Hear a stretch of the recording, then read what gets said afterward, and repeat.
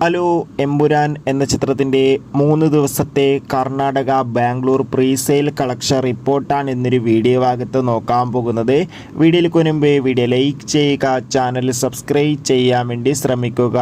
മോഹൻലാൽ, പൃഥ്വിരാജ്, മഞ്ജു വാര്യർ, ടൊവിനോ തോമസ് എന്നൊക്കെ പ്രധാന കഥാപാത്രങ്ങളായി മാർച്ച് 27 റിലീസിനെത്താൻ പോകുന്ന ചിത്രമാണ് എമ്പുരാൻ. എല്ലാ സിനിമാ പ്രേമികളും ഒരേപോലെയാണ് എമ്പുരാൻ എന്ന ചിത്രത്തിൻ്റെ ഓരോ അപ്ഡേഷനും അറിയാൻ വേണ്ടി കാത്തിരുന്നത്.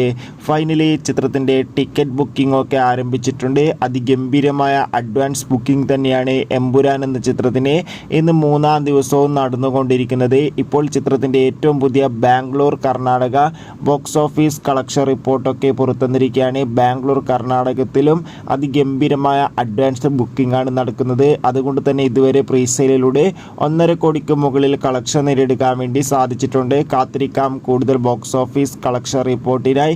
എത്ര പേരാണ് എമ്പുരാൻ എന്ന ചിത്രത്തിൻ്റെ റിലീസിന് വേണ്ടി കാത്തിരിക്കുന്നു?